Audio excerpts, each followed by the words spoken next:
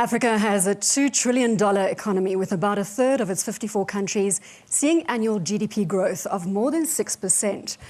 Of the top 10 fastest growing economies in the world, 6 are in Africa. Mobile technology is exploding. The continent is home to 60% of the world's uncultivated arable land, and Africa has an abundance of natural resources. In addition, the Harvard Business Review says Africa will soon also have the world's largest workforce. And it is with this context that I welcome you to the CNBC Africa debate, coming to you live from Davos, Switzerland, where the World Economic Forum is currently in session. With Africa's population set to rise to 2 billion by 2050, what actions are needed now to ensure sustainable and inclusive growth? Joining me, President Goodluck Jonathan of Nigeria, President John Dramani Mahama of Ghana, Winnie Byanyima, Executive Director of Oxfam International, Julian Roberts, Group Chief Executive of Old Mutual PLC, Doreen Noni, Creative Director of fashion label Escado Bird in Tanzania, and Aliko Dangote, President and CEO of the Dangote Group. Before we discuss the next billion, perhaps it's important to look at how we are dealing with the current billion, and I'm going to open to President Jonathan. On the 27th of February, Nigeria will be celebrating 100 years of existence, which is why we have the dominance of Nigerian scarves on the platform. Do you believe that Nigeria has done what it needs to do in the context of Africa to this point? Thank you. In the first place, no African country could say clearly that we have done what we're supposed to do within this period. For Nigeria, Nigeria existed before the amalgamation. The amalgamation was historical, bringing the Northern Protectorate and the Southern Protectorate of Nigeria to form the modern Nigeria. But within these 100 years, we've tried, and of course, one of the things that really contributed to this slow growth in African countries was first, we experienced colonial domination. When you are being run by another country, the growth is based on what they want. Nigeria and most African countries were used as settlements for primary commodities to feed the industries in Europe. When we gained independence in 1960, we are now to map out our own vision and carry on our own mission for the growth of our economy. But somehow the political circumstances then was very temporal. We had a lot of military interventions in the politics. We can say that Nigeria stabilized from 1999 when the present political dispensation came into being. Before this time, the longest period that politicians run the country was about 4 years, 3 months. That was 1999 to 1983. So it's now, and most of African countries, if you look at it, you talk about we have stable economic growth in quite a number of African countries because there's stability in most African countries now. We still have sour areas of flash points like the Central African Republic, South Sudan, and others. We are not completely out of it, but majority of the African countries are now enjoying stable governance. And I always say, before you talk about economic growth, the political stability is key. Because investors who didn't want to invest in areas or countries that they don't know the next president, they don't know the next policy, they don't know the next law that will come up. And now most African countries are relatively stable. I think started countries like Ghana, South. Well, let's bring President Mahama in at this stage. Ghana has been a star of West Africa. Do you believe that African governments are going a long way to creating an enabling environment for business on the continent? Yeah, I guess I'll just continue from where my brother left off. We are enjoying in Africa what I call the democracy dividend. We have a period we call the lost generation, that is the 70s and 80s, where, I mean, you couldn't tell what government would be in power the next day. I mean, it was a blur of unconstitutional governments and military dictators. Ghana started her democratic journey in 1992, and I believe that the progress we're seeing, the economic development, is all part of the dividend of good governance, respect for human rights, rule of law. It's created an enabling environment that allows not only foreigners to come and invest, but for Ghanaians to also invest and create businesses, create jobs for people. It's created an atmosphere for our young people to be creative, innovative, to participate in the ICT revolution. And I think that that is all helping the progress that we're making. Aliko, in doing research for this debate, I was reviewing a couple of your interviews, and I picked up one that you did with the Lagos Business School, where you made a comment along the lines of, it's only lazy people who wait for government to create an enabling environment. And obviously the proof is in the pudding. Can we get you to elaborate on that statement? Well, yes, you're right. You see, majority of foreign investors, because they don't really go into Africa, they don't really check what Africa is all about. They stay just by reading newspapers and co. And what they normally do is that, okay, fine, you know, for example, today we are going to have an election in Nigeria sometime in November or so. They say, okay, fine, we want to wait and see the outcome of the election. After the election, if after, we have, finished the election successfully, everything goes well, then they want to see the stability of the government. And then that will take them 2 years. By 2 years, politicians will start, talking about politics again. Then they have to wait. They fall back again and wait. So really, when you look at it, I think today what they need to look at is that, look, there is no government that will be against business. So you go ahead, you invest. The next government that will come in, even after finishing either 8 years or 10 years, they will also be, they are also going to be pro-business. So if they are going to be pro-business, it means that you are not going to really make a mistake by investing. Once you start, you have to continue. And then you look at it, obviously, yes, in any place or in any business where the road is high, the risk is there. But our own risk is mainly perceived, not real risk. That is the issue. And unfortunately for us, in Africa, we are not really very good at telling our own story. But I think things are changing. People are beginning to understand that, look, things are going very, very well.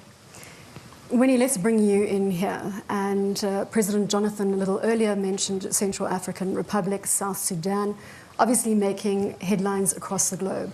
The Africa that you see could be very different to the picture that's been presented to this point in the discussion. We are seeing hundreds of thousands of people being displaced in those territories. As Oxfam, you are working on poverty alleviation and human rights across the continent. If you could enter the discussion. Yeah, I want to agree that very much is positive on the continent, and it's so good to hear it from both the private sector and from government. There's a lot that's positive. Growth is positive, even though I think that sometimes it's overplayed. It's like 5% growth, but then the population is 3% growth, so what's there really? And when we look at that growth, we see that it's leaving millions and millions of Africans behind. And that is partly the reason for the conflict. We've come out with a report that we call Working for the Few, pointing out to the dangers in growing inequality, not just because it's income inequality, but because it's also causing and driving other forms of inequality and driving us to more and more instability and more insecurity and trapping people into a vicious cycle of poverty, of exclusion. We're seeing that. We put out a statistic that has attracted everybody, that 85 wealthiest people in the world, whom you can sit comfortably on a double-decker bus, own the same wealth as half the population of the world. And we're seeing that there's something wrong with that, not just because it is immoral, but because we also see that those same people, those same companies, actually also hijack political power.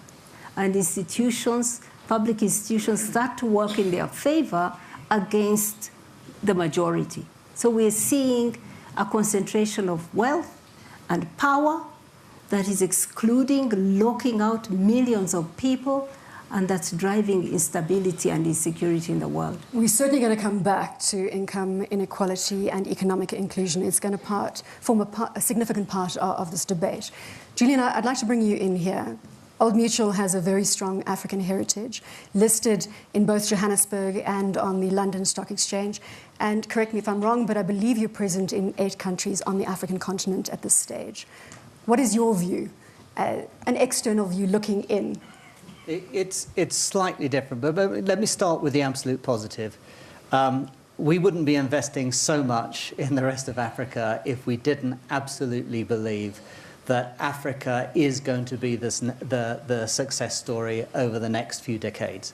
You know, when you look at some of the facts that you just gave, you know, 60% of the available agricultural land is in Africa.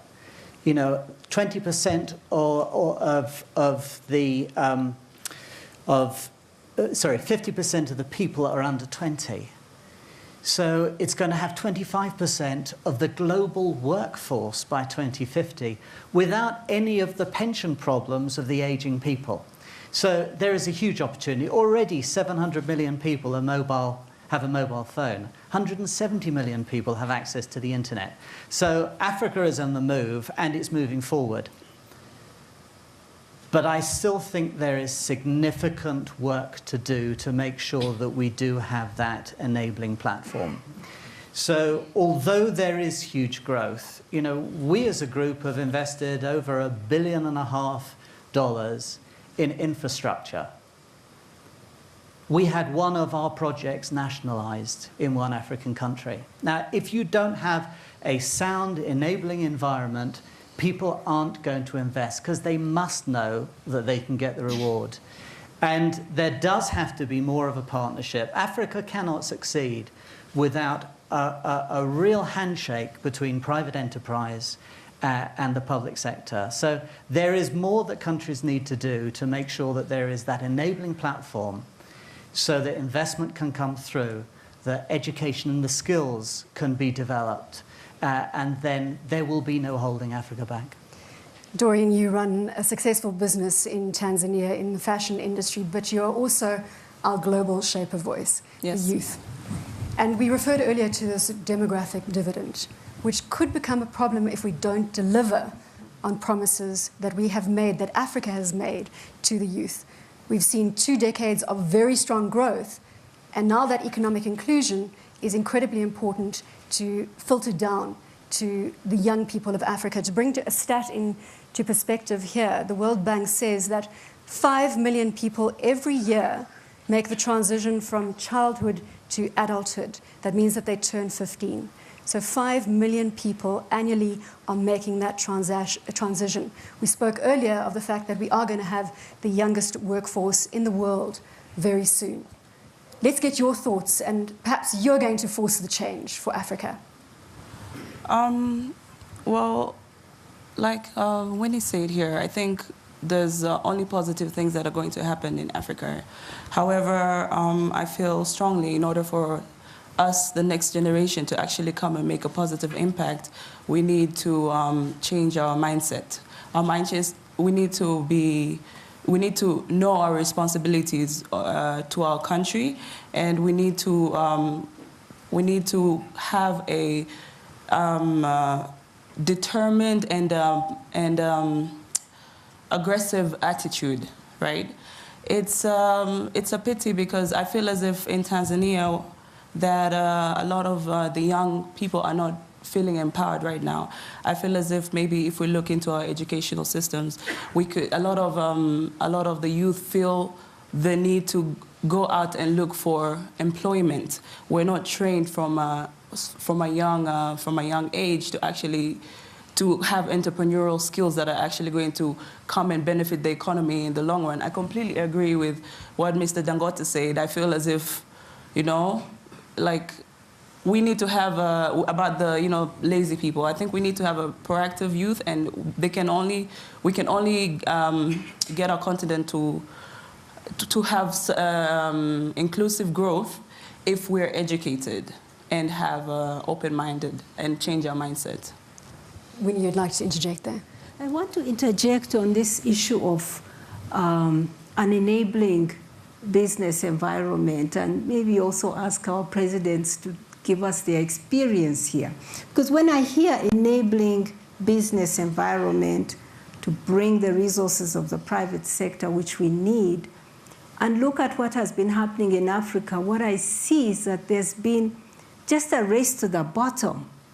You know, when you look at the tax breaks, the concessions, the illicit flows of funds, you can't get a more enhanced business environment than you have in Africa. I mean, it's been a race to the bottom in terms of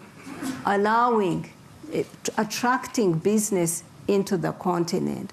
And I'm thinking we now need a race to the top so that we have policies and regulations that protect the people's rights, human rights, the environment, and that reduce poverty. And how are we going to have these when there is elite capture of lawmaking processes? Can a poor person stand and be elected?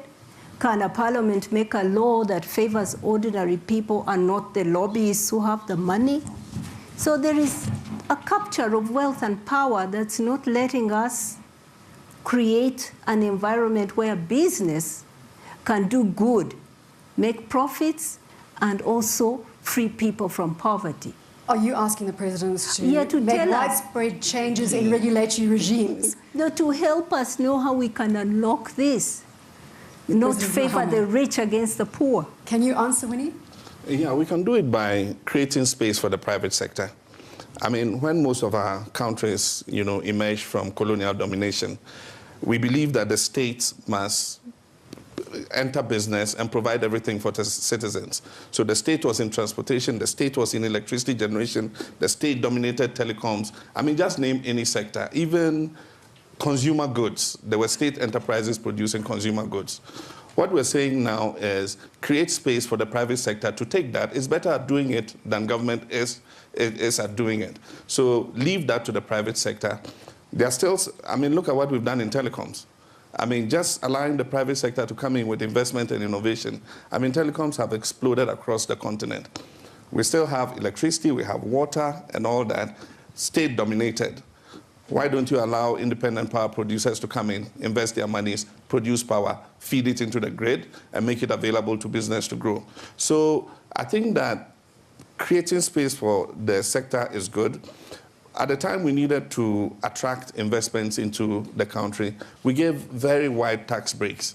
I mean, a lot of our countries are beginning to change that now. We have just passed a new Ghana Investment Promotion Center bill, which changes the incentives that are given and make them more realistic to our current situation. And so you look at these things as you go along and then you adjust them. But I just wanted to make a point about inequality that was raised. A new class of poor people was generated in Africa in the 70s and 80s when we all went through structural adjustment programs. We were asked to withdraw all subsidies, especially to the poorest of the poor who were in agriculture. We're not allowed to subsidize agriculture. And yet in the West, agriculture was heavily subsidized. And so it made our economies heavily import dependent for even food, chicken, and things that we had a comparative advantage to produce to feed ourselves. Rice, I mean, if you look at the huge amounts of money we're spending in importing rice in my country, $500 million every year to import rice. And we have the capacity to grow enough rice to feed ourselves. And so I do think that structural adjustment, created some problems. Now the international financial institutions agree with us. They say, oh, yes, you can subsidize your farmers. And so we're making a change. We're seeing agricultural production go up. We're seeing farmers rising to the occasion. We're changing the orientation of our farmers from being just peasant producers into seeing agriculture as a business. So a lot of things are changing. And we're doing social protection programs to make people feel inclusive. The poor and vulnerable have nothing. And so cash transfers to the poorest households, all these things are taking place President in Africa. Mahama, you mentioned the power sector, and President Jonathan has been brave on that front by privatizing the power environment in Nigeria. I think it would be great for us to get a temperature check on how that privatization is delivering on the power promises for Nigeria. Thank you. Before I comment on the power, let me actually concur with President Mahama. The issue when Dangote raised was not that government has no role to play, but policies and programs of government are key to encourage investment. And of course, like most African countries, we take Nigeria as an example. Before this time, government has monopoly of almost everything. But now we have opened up the ports, the airports. Of course, we've just spoke about power, the agri. If I have time, I'll go to agri. But specifically on power that you asked. Before this, Nigeria is made up of a federal government and 36 states that are semi-autonomous, as sub-national governments. But before this time, even those 36 states are not allowed by law to generate power for commercial purposes. They can't generate for rural development. But for commercial purposes, they were not allowed. Private sector people were not involved in power at all. Even people who generate power for their factories, there are a lot of captive power that are not fed into the national grid because they are not allowed to sell by law. It's only the one generated by the federal government and distributed by the federal government. So now the government can no longer cope, and that's why we moved into the privatization. Is it working for you? It's working. The generation and distribution is now exclusively in the hands of the private sector. The transmission is still government, but being managed by a private sector consultant. We've just concluded the privatization, and already Nigerians will tell you that the number of hours that Nigerians enjoy life per day is increasing. Somebody who lives somewhere near Abuja told me within this period that for about 20 days, they never had any interruption. But before this time, we talked about a few hours a day. So, and this is the beginning. In fact, the rate at which it's moving, because there are some of the companies that have almost doubled their generation capacity within a short period. And they will even do more, because in Nigeria we have gas. And so any investor can. But when government gets interested in business, and that's what the president of Ghana said, it's always a problem. And in Nigeria, we now say that the economy has to be driven by the private sector. Government only provides the enabling environment. Enabling environment in the sense that we come up with policies to protect your investments. We come up with laws to protect your investment. So when you're investing, you're very sure that you can take your capital. Nobody is limiting you in terms of how you move President money. Jonathan, yes. We've been singing the good news story, and Julian, I'll come to you in just a moment. But I also need to tackle some of the tougher issues. And that, you mentioned oil. You are losing 20% of your oil production in Nigeria daily. That accounts to about 200,000 barrels daily. It points to corruption in the oil sector. What are you doing about it? The issue is not corruption. It's quite unfortunate that every negative thing, people find simple answers to it. Mentioning corruption seems to be solving every problem. Nobody wants to think properly again. But what is happening? What is happening to the oil? I'm coming. Anything that is not happening the way it's supposed to happen in Africa, the simple answer is corruption. I don't believe it. You see, we have challenges. Luckily, I am from the Niger Delta, the part of the country that the oil comes from. And I know the issues very well. Well, the statistics vary, and nobody can say even exactly. Even if you ask the oil companies, sometimes they give you different statistics. But the basic thing, what we are suffering today, started from community agitation, that they produce oil, but they were not getting enough benefit. And community youths started vandalizing oil facilities. President Jonathan, I want Julian Roberts to come in here. You were signaling, sir, that you want to interject. I really wanted to come back before that question because, you know, why am I so positive about Africa is really just what both of our presidents have said. In 2013, we were invited in to Ghana and Nigeria, and we bought insurance businesses in that country. And there is a commitment for us to help build the insurance sector. So there is a partnership between governance and private enterprise.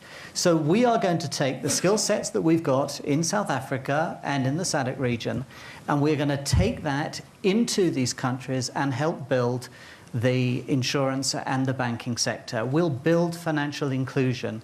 And by building those businesses, we will employ more people.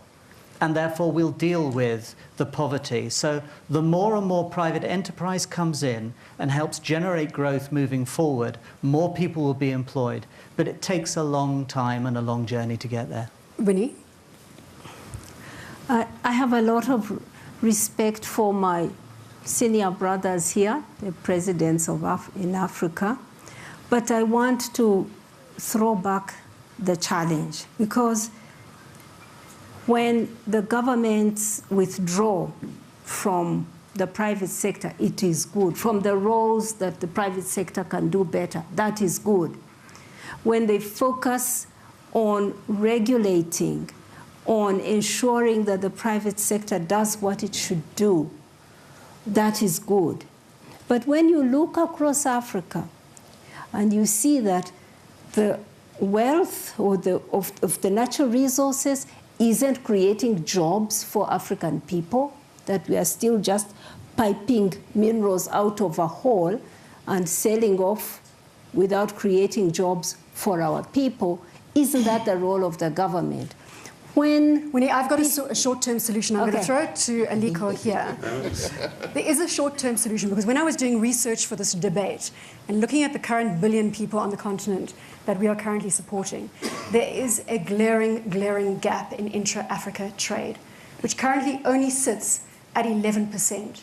Surely we can unlock those markets. Aliko, I know that this is speaking to your business. Can't we unlock those markets where we start trading with those 1 billion people? Imagine, come 2050, when it's 2 billion people, you'll be completely self-sustainable as the African continent.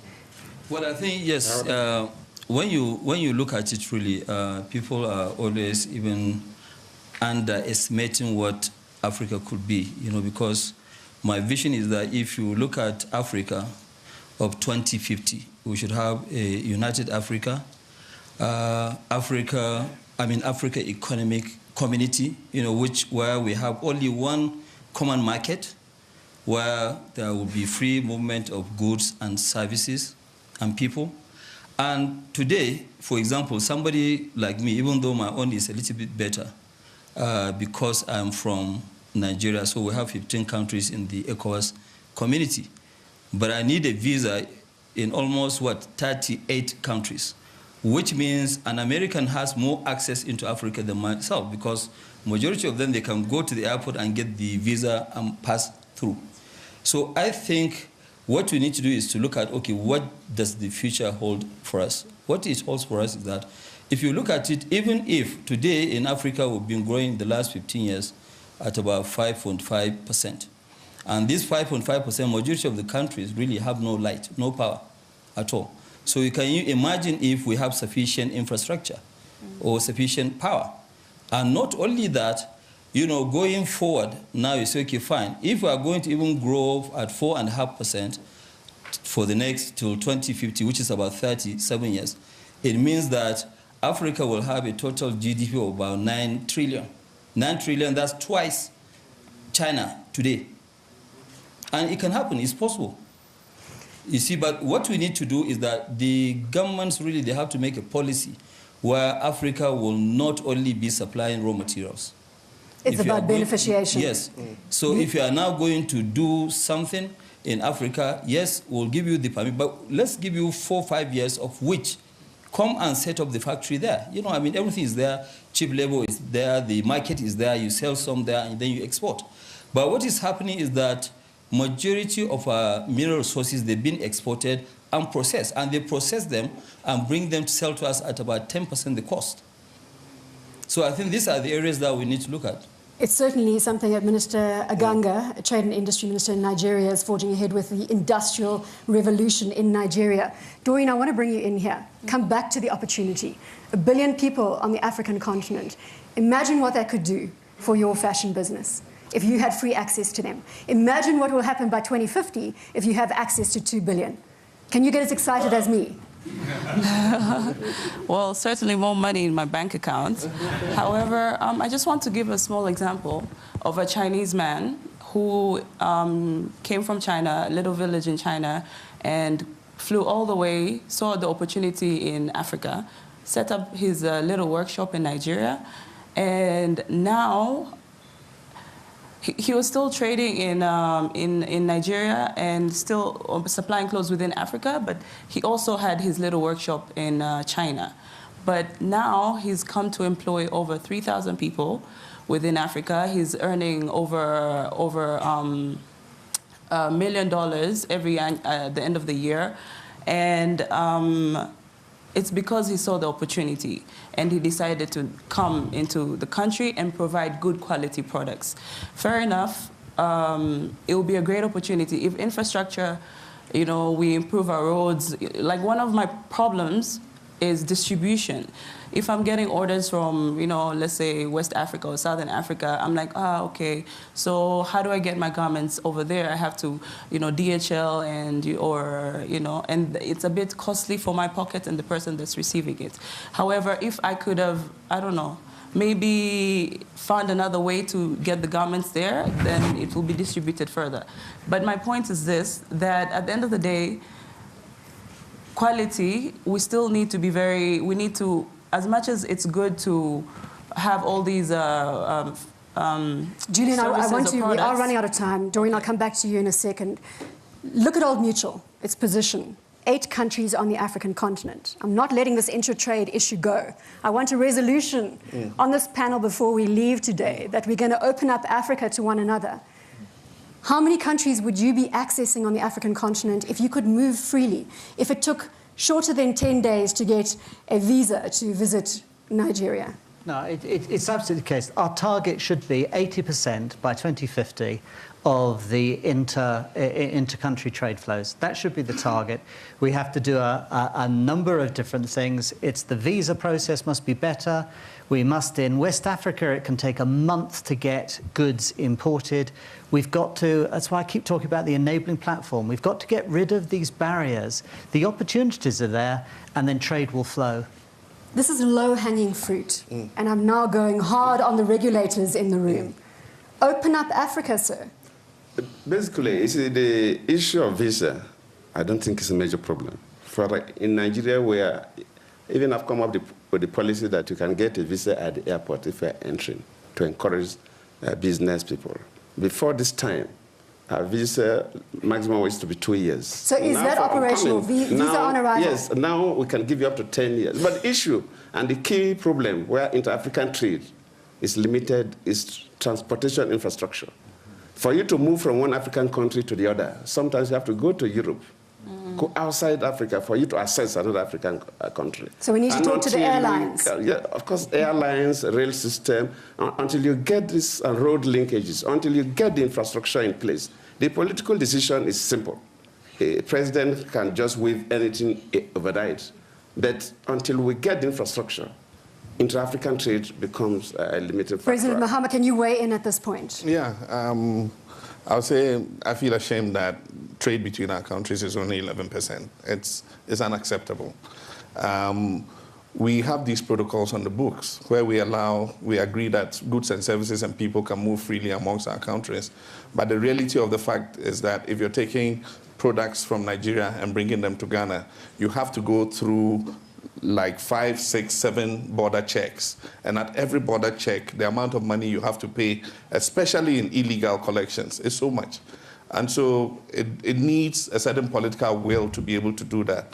And I can see that that will is beginning to develop. In Dakar, a few months ago, we passed the common external tariff. And so that paves the way for us to start to create a free trade area in our country, in our sub-region. But like I said, we need to take down the barriers, take down the border posts. One of the things we're doing is joint border posts between our countries so that there's just one border post to clear. But how lovely it would be if we just took them out completely and allowed people to move freely across. Can I open to the audience at this stage? How do you feel about that opportunity? Intra-African trade, what do we need to do about it? Again, if you can just signal and we will deploy a mic. We have a taker at the back of the room there, please, if we could deploy a mic.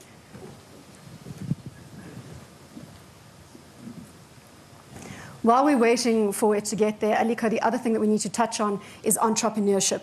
It was mentioned earlier by Doreen and how that can help the youth with economic inclusion. Again, reviewing your interviews with the Lagos Business School, I see that you give a lot of your time to lecturing about entrepreneurship to youth? Yes, well, you know, the whole thing about entrepreneurship, there are a couple of things. There is what you call the risk, also the stamina, the appetite in doing things.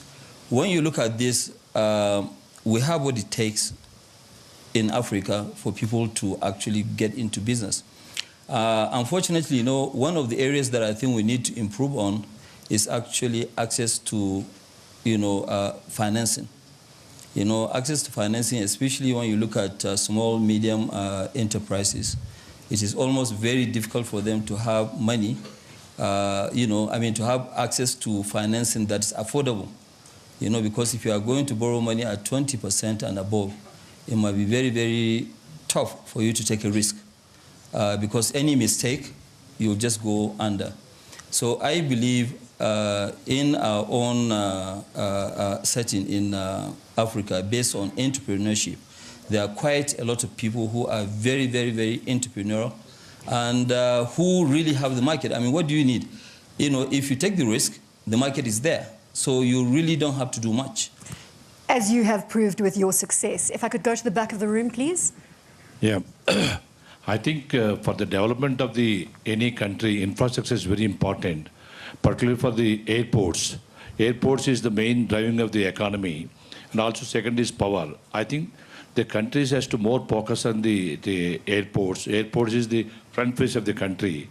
It is not required to government has to run the airports. There is a companies, so many companies are there. The model number of countries, Istanbul and other airports. If you take the Istanbul, Turkey, the whole economy is, earlier 10 years back, there is almost inflation is the double digit. Today, all the 90% of the airport is privatized, and the economy completely is coming to single digit inflation. I think the infrastructure is the main important, particularly the airports and other connectivity, and the power is very important. It's not required the money. Today, there's so much of entrepreneurship is there in the world. If you put it a full governance, the number of people is interest to participate in this. I think the government has to focus more on the infrastructure and call for the global. Why should a government has to run the airports? And it is you take in India today, most of the airport is privatized. A number of countries are privatizing like that. Like power also, you have to privatize in this. That is my suggestion. This. Thank you very much. If I could just remind you, please, to stand as you ask a question to our panelists. Yes, sir. Thank you very much. Have we got a microphone? Thank you.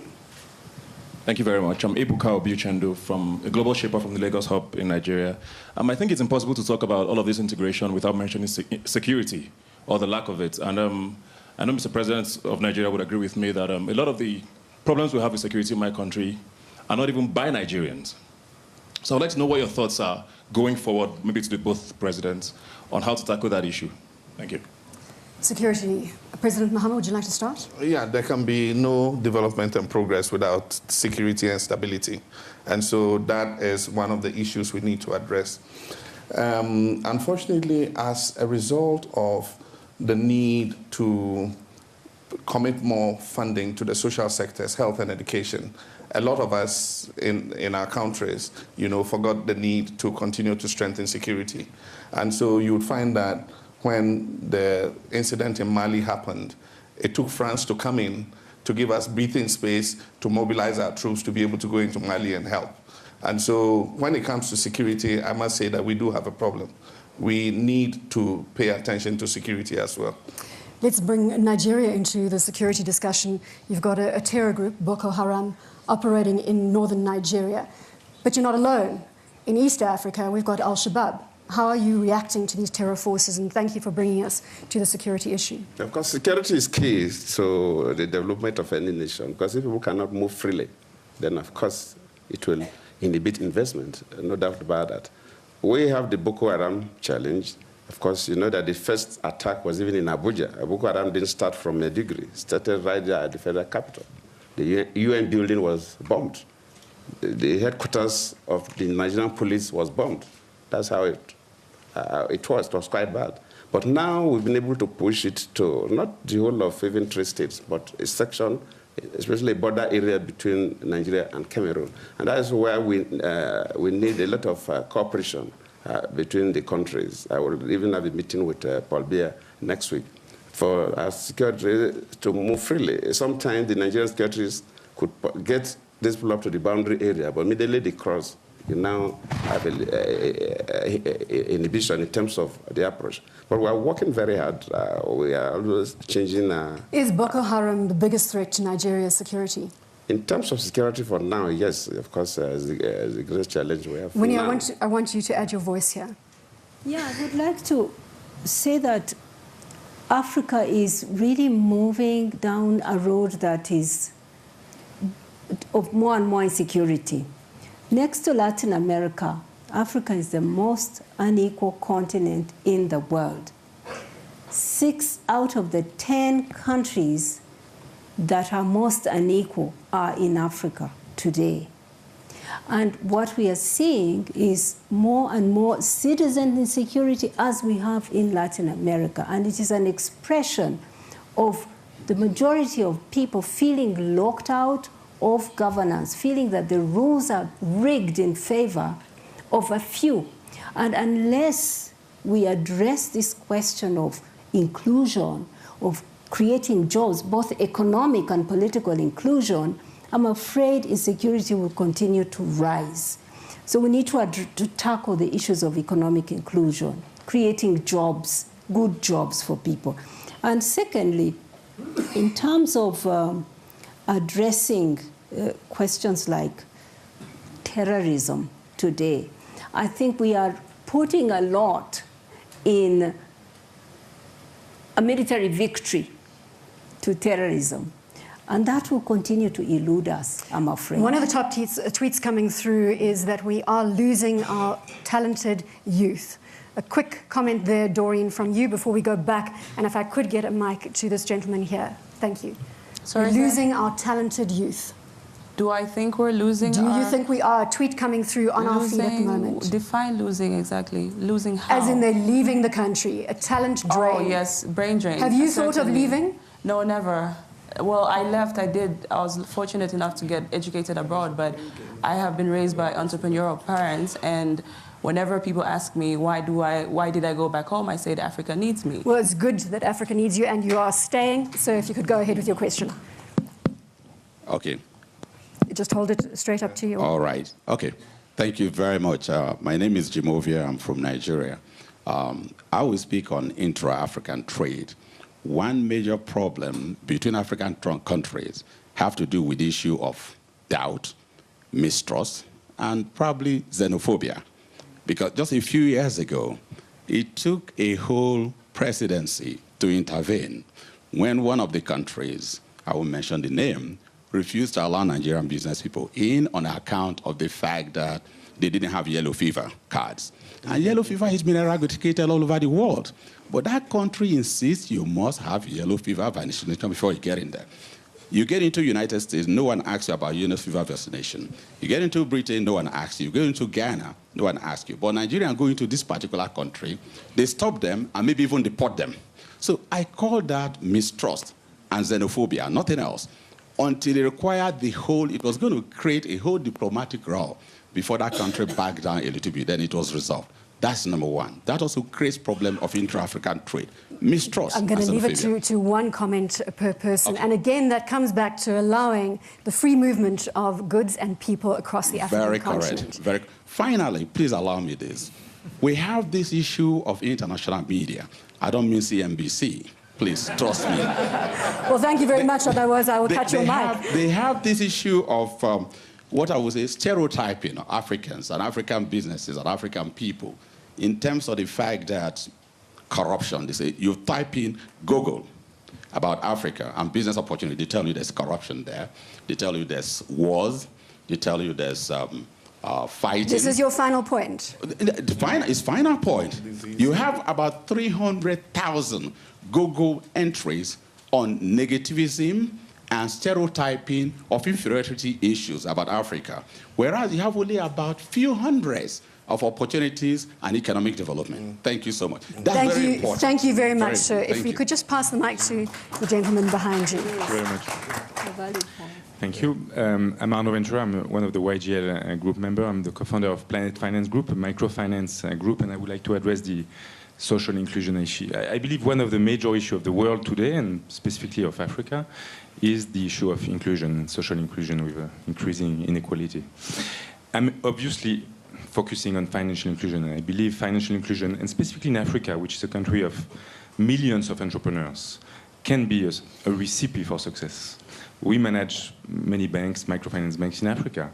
We face issues related to regulations, related to attracting investors to this sector. So I would like to ask our audience, how do they rank this issue, financial inclusion, in the order of priority, and what kind of thought do they have to promote financial inclusion in Africa? Let's do a quick test across to the panel in terms of where you rank financial inclusion, economic inclusion, out of 10. President Jonathan. Thank you. When you talk about this inclusion, one has to know, that listen tentatively to the lady, you have to know where Africa is coming from. Before we talk about the solutions, I want you to give me a 1 to 10 in terms of how important it is to you. No, it is. Economic inclusion. No, it is. And that is why, for Nigerian government, we have taken a lot of drastic steps, just that we don't have time. In agriculture, because that is one area that we can create well. We want to create the middle level. We're encouraging young... President Jonathan, is it a 9? Is it an 8? Out of 10, in terms of your priorities, financial inclusion. 7, 6, 5?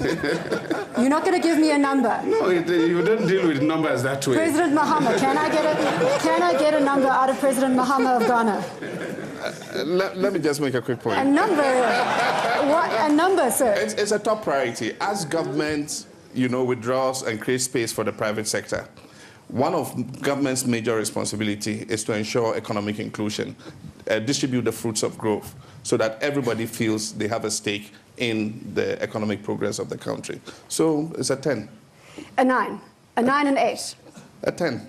A 10, got it. Winnie, I'd assume it's a 10 on your agenda as well. You've been referring to it. Well, and other priorities, but say top one. Economic, financial inclusion. All right, so we've got 2 10s so far. Julian Roberts? 3 10s. 3 10s. Doreen? 4 10s. 4 10s. Aliko? 6 10s. President Jonathan, Aliko's counted you in. You never gave me a number. We're saying the same thing. Are you giving me a 10? Is it 6? We've got 6 10s on financial inclusion. The numbers. The number does not communicate to anybody. We wanted to just inform Africans what we are doing and what we believe most African countries must do. The lady talks about the issue of policies of government not favoring the poor people. Must we continue to get poor people that cannot afford food? That is one thing you must do. You must create wealth in our societies. It means that you must, in terms of education, in terms of skill acquisition and creating opportunities. Before this time, African countries deal with primary produce, either raw farm produce or raw minerals. We are busy exporting crude oil. We're supposed not to export crude oil. We're supposed to export refined products. So these are the areas that create jobs and create wealth, so that the people can afford. The days of government continue to subsidize hydrocarbons, subsidize everything is over. In agriculture now, what we do is to encourage the farmers. We subsidize agriculture differently. For example, just on Monday today, I launched what we call dry season farming. And one of my state governors out of the 36 said that because of a new method of approach to farming, the business approach, instead of farming being looked at as if a rural development program, he comfortably told us that in the state, there's no poor person again. Of course, I'm just giving an example. So the issue is not how will government continue to subsidize and feed people, but how do you create wealth so that the least person in society can comfortably walk into a supermarket or any market and procure and buy what he needs. Understood, President Jonathan. If I can go to the back of the room, I haven't been ignoring you. My name is... You can just speak directly into the mic, please. Okay. My name is Bousso Dramé. I'm a global shaper from Dakar, Senegal. And I have a question for the panelists. There's a growing sense of interest from foreign investors in Africa, which is now presented as the new El Dorado. Yet it's very clear that these investors are not motivated by sheer altruism.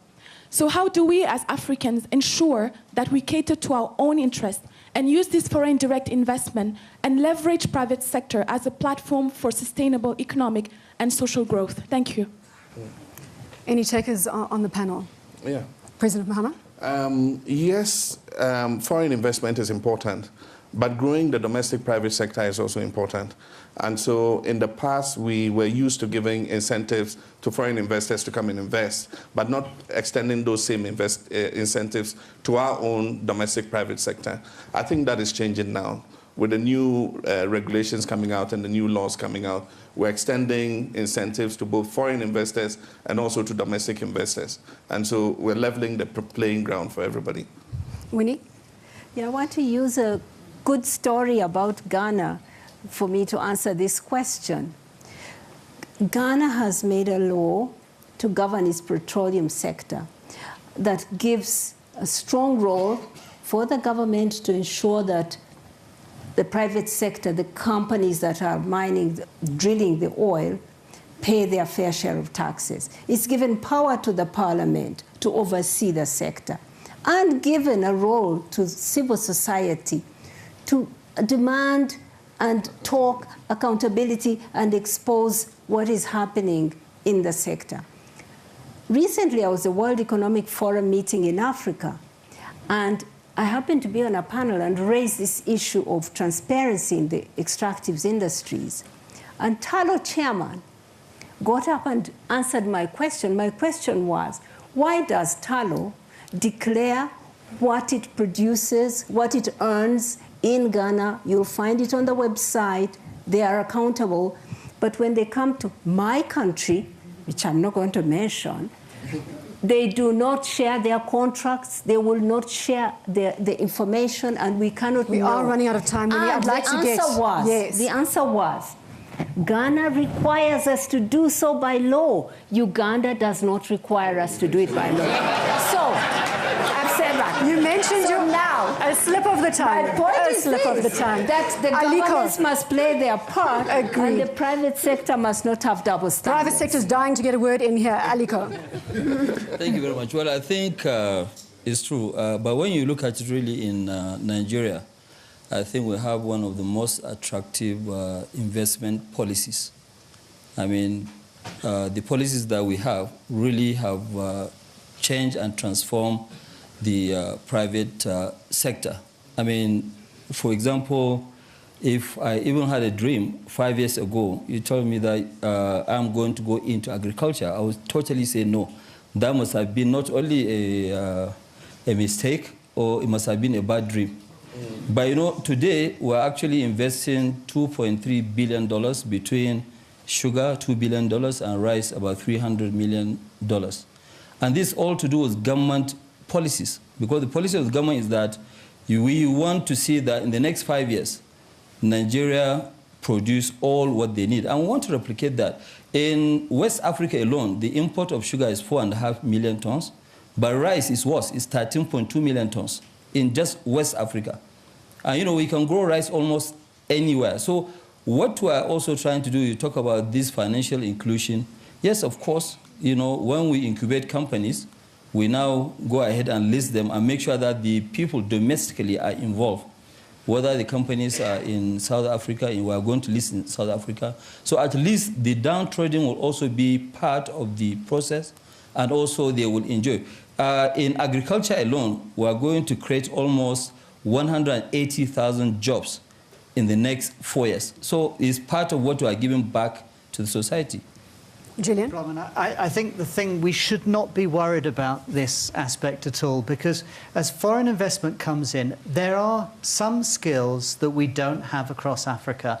And what we want is those skills to come into the region, and then for our people to be taught and learn. And therefore, we shouldn't be afraid of welcoming technology skills, capital market skills, insurance skills, all of these enabling factors. And what will then happen is our people will learn, they'll be taught, they'll grow the skill sets. But we mustn't be fearful. Doreen, just a quick comment from you, and then Winnie, I want to touch on one other issue that I think is important. It's doing the news rounds at the moment. Doreen?